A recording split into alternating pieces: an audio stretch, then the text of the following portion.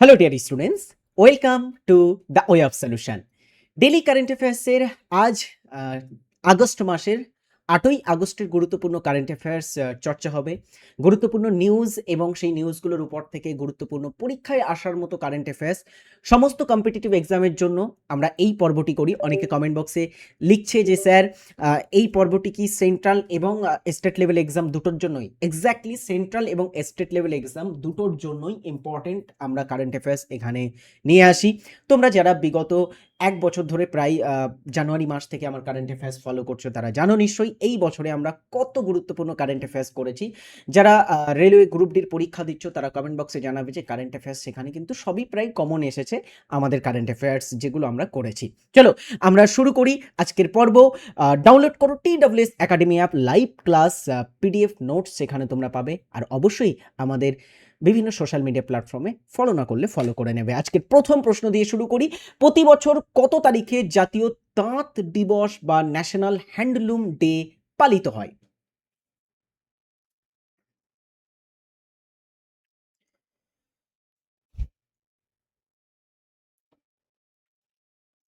আমরা প্রতি বছর ন্যাশনাল হ্যান্ডলুম ডে বা জাতীয় তাঁত দিবস পালন করি ৭ই August. National handloom day is celebrated annually on 7th August. এটি ১৯০৫ সালে শুরু হওয়া স্বদেশী আন্দোলনের স্মারক। স্বদেশী আন্দোলন কেন হয়েছিল তোমরা জানো নিশ্চয়ই। বঙ্গভঙ্গ হয়েছিল এবং বঙ্গভঙ্গ হওয়ার কারণে যারা চরমপন্থী আইডিওলজির নেতা ছিল তারা বিদেশি পণ্যকে বয়কট করেছিল এবং একটা স্বদেশী মুভমেন্ট তারা শুরু করে এবং এই যে স্বদেশী আন্দোলন বা মুভমেন্ট শুরু হয় সেটি স্মরণে প্রতি বছর এই ৭ই আগস্ট পালন করা হয় ন্যাশনাল হ্যান্ডলুম ডে। যা যে আন্দোলন দেশীয় পণ্যের ব্যবহার ও আত্মনির্ভরশীলতাকে উৎসাহিত করেছিল। এই উপলক্ষটি ভারতের বয়ন ঐতিহ্যকে উদযাপন করে এবং তাঁত শিল্পীদের আর্থ, সামাজিক ও সাংস্কৃতিক অবদানকে স্বীকৃতি জানিয়ে থাকে। Next questions ২। সম্প্রতি মুখ্যমন্ত্রী নিযুত ময়না 2.0 প্রকল্পটি কোন রাজ্য চালু করেছে?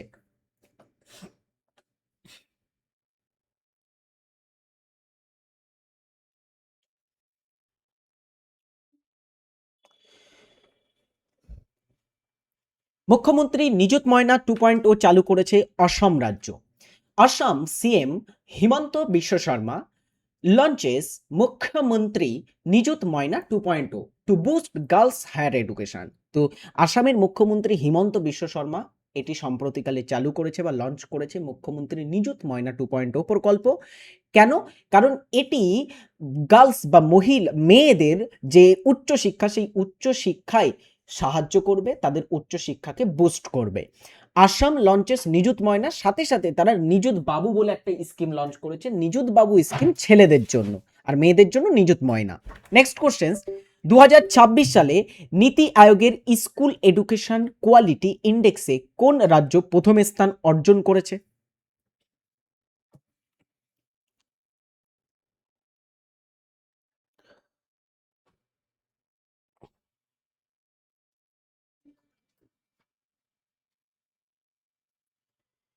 স্কুল এডুকেশন কোয়ালিটি ইন্ডেক্স অর্থাৎ স্কুল শিক্ষায় গুণমান সূচক, এই ইন্ডেক্সটা কারা প্রকাশ করে? নীতি আয়োগ প্রকাশ করে। এবং এই বছরে অর্থাৎ ২০২৬ সালে এই ইন্ডেক্স বা সূচকে পাঞ্জাব প্রথম স্থান অধিকার করেছে। Punjab has been ranked first in NITI Aayog's school education quality index. Next question 4।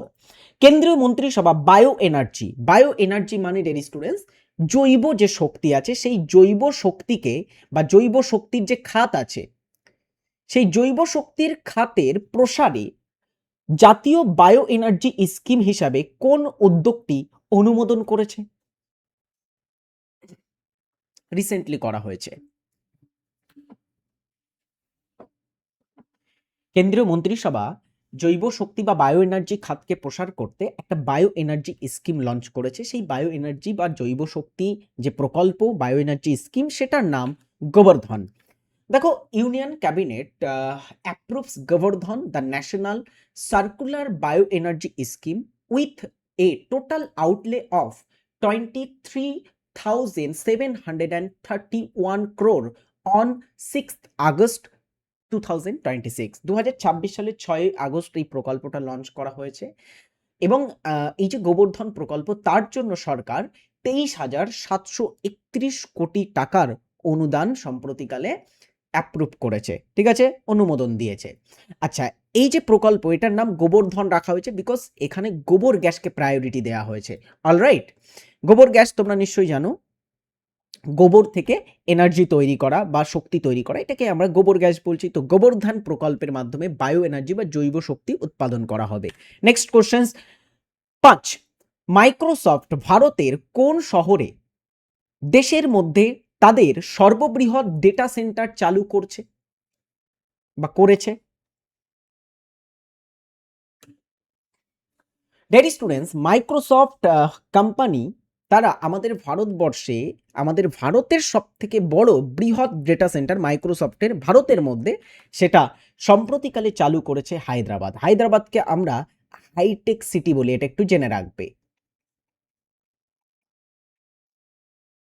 আচ্ছা, দেখো, Microsoft opens it's largest India's data centre in Hyderabad, শুধু ভারতবর্ষের সব থেকে বৃহত্তম, জেনে রাখবে।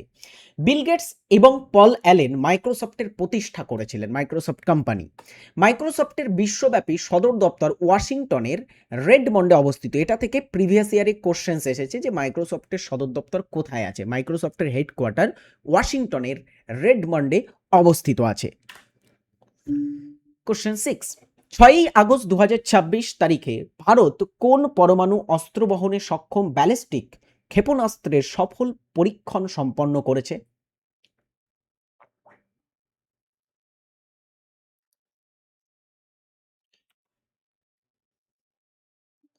মাই ডিয়ার স্টুডেন্টস, যারা পর্বটিতে যুক্ত হয়েছে সবাই একটা করে লাইক এবং শেয়ার করে ফেলো।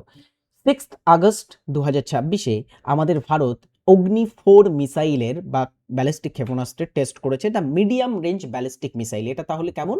মধ্যম রেঞ্জের একটা ব্যালিস্টিক মিসাইল যার নাম অগ্নি-4 was successfully test fired from the integrated test range at Chandipur, Odisha. তাহলে এটা কোথা থেকে লঞ্চ করা হয়েছে, কোথায় এটা পরীক্ষা করা হয়েছে? ওড়িশার ইন্টিগ্রেটেড টেস্ট রেঞ্জ। এটা থেকে স্ট্র্যাটেজিকের প্রশ্ন হতে পারে যে ইন্টিগ্রেটেড টেস্ট রেঞ্জ কোথায় অবস্থিত? চাঁদিপুর, ওড়িশাতে অবস্থিত আছে। কোশ্চেন 7, ভারতে প্রতি বছর কোন তারিখে ভারত ছাড়ো আন্দোলন দিবস পালিত হয়? ভারত ছাড়ো আন্দোলন এটা 1942 সালে সংগঠিত হয়েছিল এবং সেই ভারত ছাড়ো আন্দোলনের স্মরণে প্রতি বছর আমরা ভারতবর্ষে ভারত ছাড়ো আন্দোলন দিবস পালন করি আগস্ট মাসে। আচ্ছা, জেনে রাখবে এই ভারত ছাড়ো আন্দোলনকে কিন্তু অনেক সময় আগস্ট আন্দোলনও বলা হতো। Quit India movement day also known as August Kranti Diwas. তো কুইট ইন্ডিয়া মুভমেন্ট বা ভারত ছাড়ো আন্দোলন দিবসকে আমরা আগস্ট ক্রান্তি বা আগস্ট আন্দোলনের দিবস হিসাবেও পালন করে থাকি। Is observe annually on August 8 in India. ভারতবর্ষে এটা 8ই আগস্ট পালন করা হয়। ইট marks the historic day in 1942 when Mahatma Gandhi launched the Quit India movement, giving his iconic do or die call to end British rule. তো British সাম্রাজ্য পতন করতে তিনি ডু অর ডাই, করেঙ্গে ইয়া মারেঙ্গের ডাক দিয়েছিলেন, হয় করব না হয় মরবো, করেঙ্গে ইয়া মারেঙ্গে। আচ্ছা, এই ডাক তিনি দেন 1942 সালে ভারত ছাড়ো আন্দোলন এবং সাকসেসফুল একটা আন্দোলন ছিল ভারত ছাড়ো আন্দোলন। তো আমরা এটা পালন করে থাকি। তার কয়েক বছর পর 1945-এ আমরা জানি ভারত স্বাধীনতা পেয়েছিল। এর সরি 1947-এ, সরি স্বাধীনতা দিবস 1947-এ আমরা স্বাধীনতা পেয়েছিলাম, মাফ করবে। নেক্সট, সম্প্রতি কোন ভারতীয় দাবাড়ু গ্র্যান্ড চেস ট্যুরে Saint Louis rapid and blitz খেতাব জিতেছে?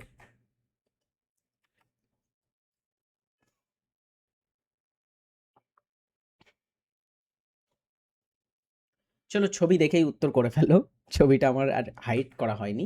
সঠিক উত্তর অবভিয়াসলি আর প্রজ্ঞানন্দন। এখানে the grand master, Indian grand master R Praggnanandhaa clinches grand chess tour Saint Louis rapid and blitz title. টুর্নামেন্টের সংক্ষিপ্ত বিবরণ একটু জেনে রাখো। সেন্ট লুইস হচ্ছে একটা স্থানের নাম যেটা আমেরিকার মিসৌরিতে অবস্থিত আছে।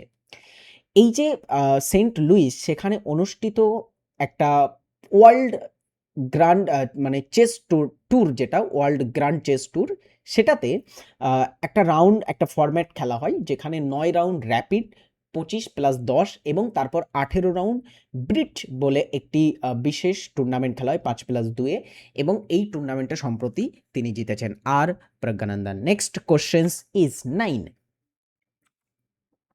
এটা অত্যন্ত গুরুত্বপূর্ণ একটি প্রশ্ন। চলো,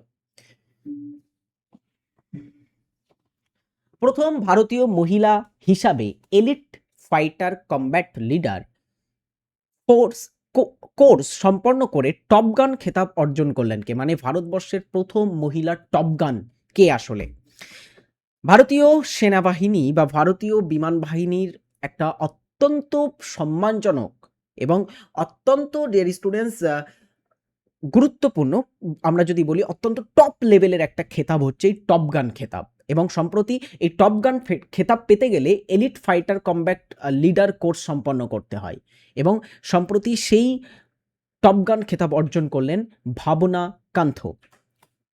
ভাবনা Kanth becomes India's first women fighter combat leader. Squadron leader Bhawana Kanth অত্যন্ত কঠিন ফাইটার কমব্যাট লিডার, এটা অত্যন্ত কঠিন একটা কোর্স হয়, সেটি সফলভাবে সম্পন্ন করে ইতিহাস গড়েছেন এবং টপ গান কমব্যাট ফাইটার পাইলটের খেতাব অর্জনকারী প্রথম ভারতীয় নারী হওয়ার গৌরব লাভ করেছেন তিনি সম্প্রতিকালে। নারীদের জন্য বাধা বা গ্লাস সিলিং ভেঙে এগিয়ে যাওয়ার আরেকটি দৃষ্টান্ত স্থাপন করে ক্যাপ্টেন শিবানী শেহরাওয়াত সেনাবাহিনী প্রধানের 8 দ্য ক্যাম্প হিসাবে নিযুক্ত হওয়া প্রথম নারী কর্মকর্তা হয়েছেন। তাহলে আমরা এখানে দুজনের নাম পাচ্ছি, ফার্স্ট ভাবনাকান্ত যিনি টপ গান হয়েছেন ভারতবর্ষের প্রথম মহিলা হিসাবে, এবং ডেয়ার স্টুডেন্টস সম্প্রতিকালে ক্যাপ্টেন শিবানী শেহরাওয়াত সেনাবাহিনীর প্রধানের 8 দ্য ক্যাম্প এডিসি হিসাবে নিযুক্ত হওয়া প্রথম নারী হয়েছেন। তো অত্যন্ত গুরুত্বপূর্ণ দুটি এখান থেকে আমরা প্রশ্ন পেতে পারি পরীক্ষাতে। তো টপ গান খেতাব অত্যন্ত গুরুত্বপূর্ণ, এটা থেকে প্রশ্ন আসবে, ভিভিআই একটা প্রশ্ন হতে পারে পরীক্ষার জন্য।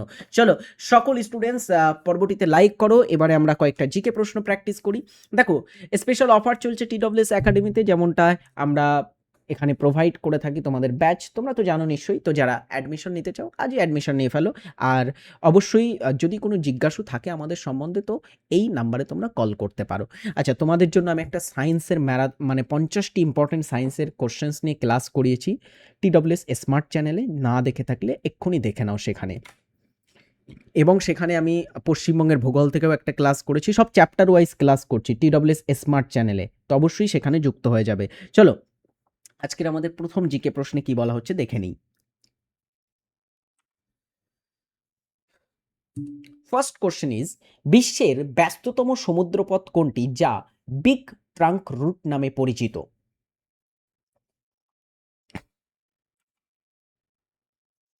প্রথম কোশ্চেন্সের ক্ষেত্রে সঠিক উত্তর হচ্ছে ডিয়ার স্টুডেন্টস উত্তর আটলান্টিক মহাসাগরীয় যে পথ আছে সেটি বিশ্বের ব্যস্ততম সমুদ্রপথ বা big trunk route. Next questions 2, dengue virus কোন গোত্রের অন্তর্ভুক্ত? ডেঙ্গু হচ্ছে একটা ভাইরাস ঘটিত রোগ এবং ডেঙ্গু সাধারণত এই যে ভাইরাস এটা স্ত্রী অ্যাডিস মশা ছড়িয়ে থাকে।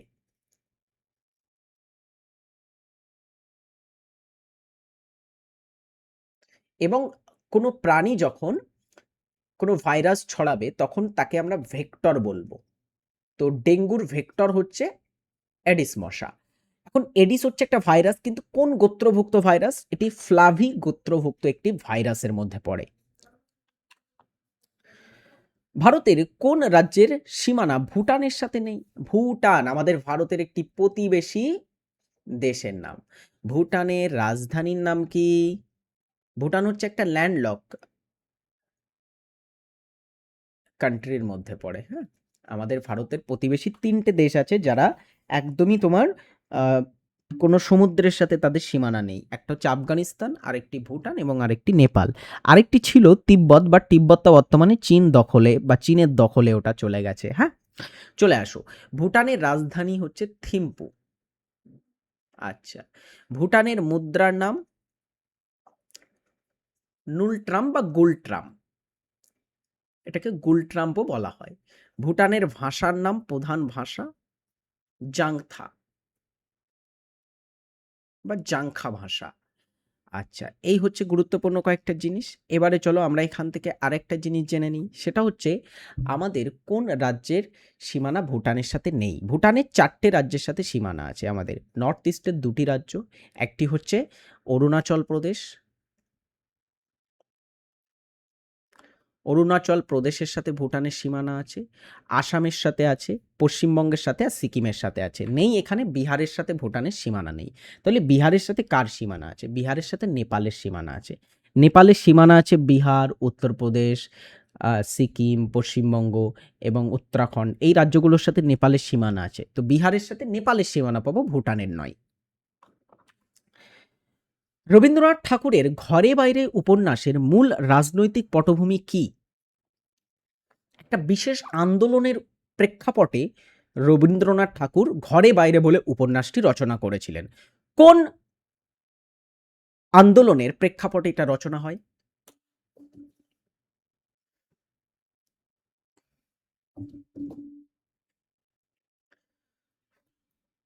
ঘরে বাইরে উপন্যাসটি প্রকাশিত হয়েছিল ১৯১৬ সালে। প্রকাশিত হয় এবং আমাদের ভারতবর্ষে যদি আন্দোলনের কথা বলি, অসহযোগ আন্দোলন ১৯২০ সালে হয়েছিল। মানে ১৬ সালে এটা হবে না। বঙ্গভঙ্গ আন্দোলন ১৯০৫ সালে বা স্বদেশী আন্দোলন ১৯০৫ হয়, ভারত ছাড়ো আন্দোলন ১৯৪২, ভাষা আন্দোলন অনেক পরে বাংলাদেশে হয়েছিল। তো আমরা এখানে সঠিক উত্তর করব বঙ্গভঙ্গ ও স্বদেশী আন্দোলনের প্রেক্ষাপটে এই ঘরে বাইরে উপন্যাসটি লিখেছিলেন রবীন্দ্রনাথ ঠাকুর। আচ্ছা, ভারতীয় সংবিধানকে আইনজীবীদের স্বর্গ কে বলেছেন?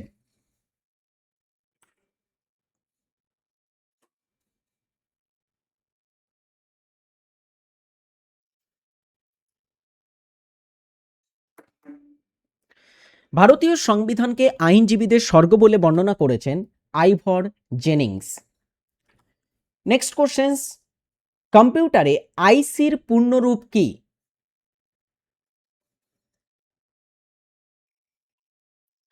জেনে রাখো, তৃতীয় প্রজন্মের যে কম্পিউটারগুলো আছে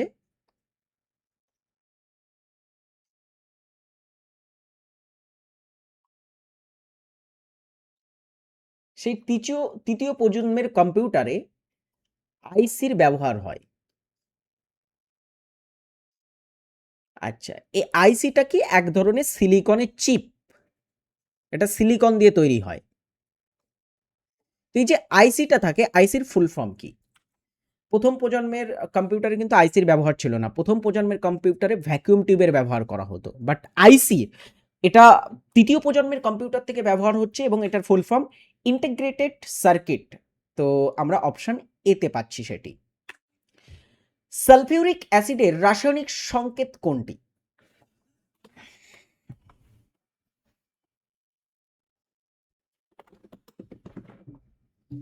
আচ্ছা, দারুণ একটা প্রশ্ন পেয়েছি। সালফিউরিক অ্যাসিড এটাকে আরেকটা নাম দেওয়া হয় জানো? এটার সংকেত হচ্ছে H2SO4 এবং sulphuric acid, option C right answer হবে। এটাকে আমরা অনেক সময় বলি oil of vitriol.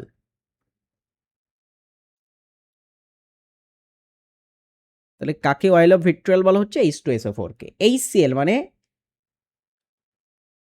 Hydro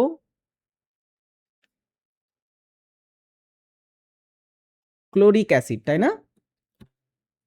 HCl এর ফুল ফর্ম এগুলো হচ্ছে তীব্র অ্যাসিড। HCl হচ্ছে হাইড্রো ক্লোরিক, বা এটার আরেকটা নাম আছে মিথানোয়িক অ্যাসিড বলা হয়। এই তোমার, সরি মিথানোয়িক নয়, মিউরিয়েটিক বলা হয়, তাই না?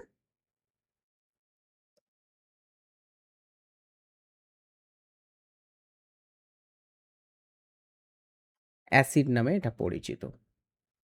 আচ্ছা, নেক্সট হচ্ছে HNO3। HNO3 কে বলা হয় নাইট্রিক অ্যাসিড। নাইট্রিক অ্যাসিড এটার আরেকটা নাম আছে। নাইট্রিক অ্যাসিডকে আমরা বলি অ্যাকোয়া ফর্টিস বা the powerful water. Aqua Fortis নামে এটা পরিচিত। শক্তিশালী জল বা অ্যাকোয়াফর্টিস। আর CH4 হচ্ছে একটা গ্যাসের নাম, মিথেন গ্যাসকে CH4 বলা হচ্ছে। Next question.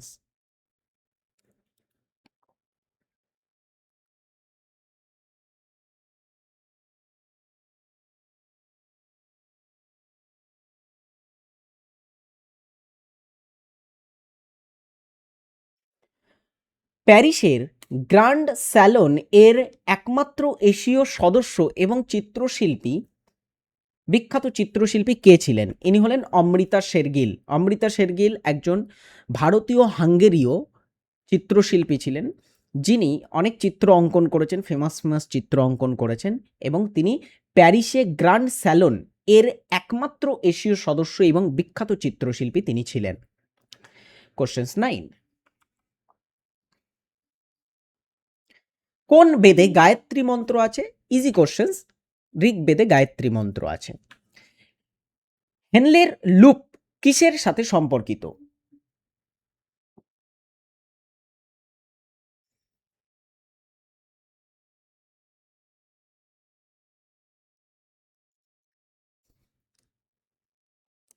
হেনলের লুপ হচ্ছে রেচনের সাথে সম্পর্কিত। দেখো, আমাদের রেচন অঙ্গ বৃক্ক মানবদেহে, এবং সেই বৃক্কের একটা একক আছে। বৃক্কের গঠনগত এবং কার্যগত একক হচ্ছে কি নেফ্রন, এবং সেই নেফ্রনটা অনেকটা এই রকম দেখতে। এটা হচ্ছে নেফ্রন।